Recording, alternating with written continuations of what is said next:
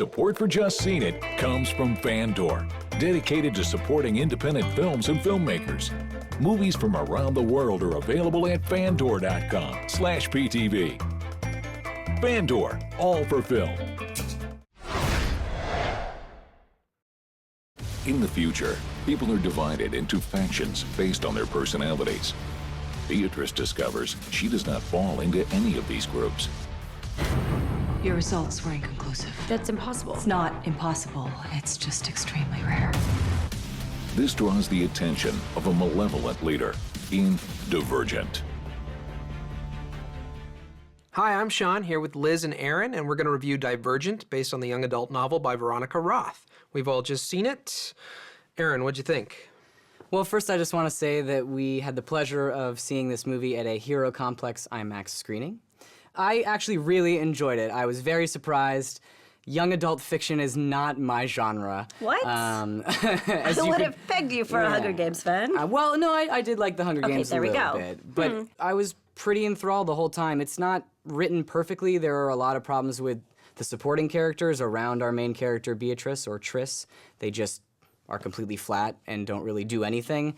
Ultimately, I forgive it, though, because the movie's not about them, it's about her. And she, I feel, is a well-rounded character who has an emotional arc to go through. I read the book, so, I mean, and again, the book isn't Dickens, it's not Faulkner, it's Divergent. And, you know, it's a silly young adult book. What I do have to say is that the changes that were made from the book and its adaptation to the movie didn't seem like they were for dramatic purposes. It felt like they were for duration. I almost feel like they shot the entire book and then just chopped out major sections. I do think it's interesting that this is the first Hunger Games film without Jennifer Lawrence in it. Sean. Oh, wait, I'm sorry. This isn't a Hunger Games movie, but I could not tell the difference. How dare you, Sean? Hunger Games is amazing. It is derivative of young adult adaptations that we've seen before. The issue is, I don't think it creates an interesting world at all. I don't think it makes its world or its characters any different from any of the movies we've seen like Hunger Games, and because it cannot basically stand on its own 2 feet, those comparisons are easier to make. You all right? You cut me. I meant to. You meant to? You think he was gonna let you off without a scratch? I'd still be standing there if I hadn't hit you.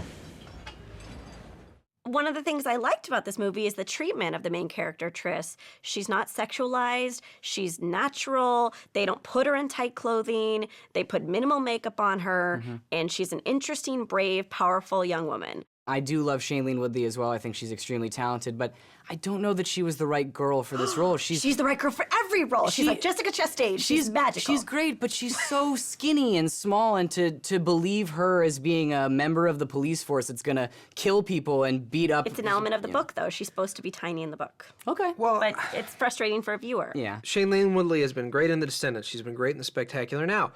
I don't think any of the casting supports the premise. This is one of the major issues I have with this film, is we have a world where people are in these factions, and each faction represents basically one single trait. If you're dauntless, you're brave. If you're in candor, you're honest. So Shailene Woodley is supposed to basically be at least 3 of these things, and therefore that makes her divergent. But then every single person she meets in this movie is not bound by a single trait. Well, but that's the point. It's their traits. There's grouping forced onto the population. It's a stupid premise. Yeah. I get it. But what makes Shailene Woodley different? 4. He's gone. And we're all safer for it. Safer?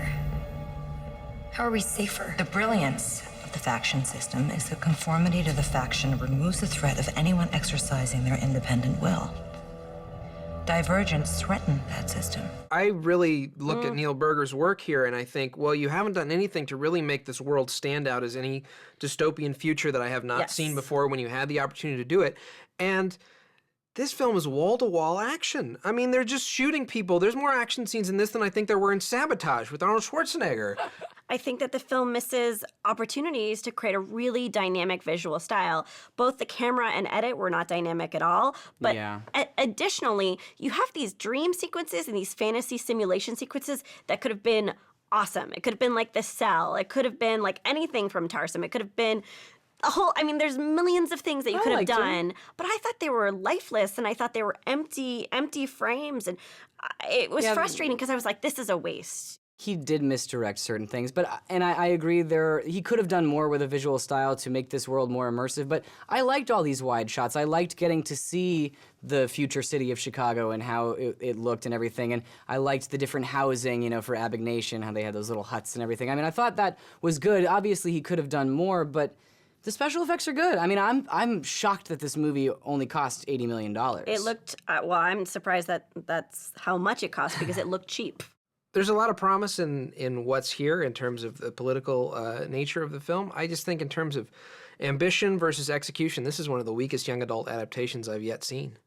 Divergent is not a perfect film, but it is a pretty darn good one. And despite a few small missteps, it leaves The Hunger Games in the dust. So I say see it.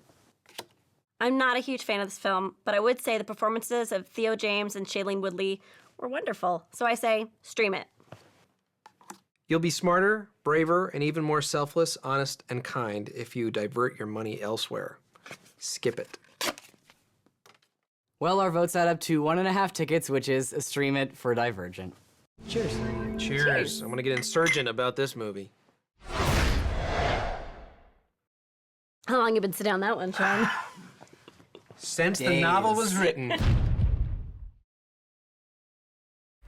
AJA Video Systems, proud supporter of Just Seen It, offers a wide range of professional acquisition and post-production solutions. Learn more at aja.com/PTV.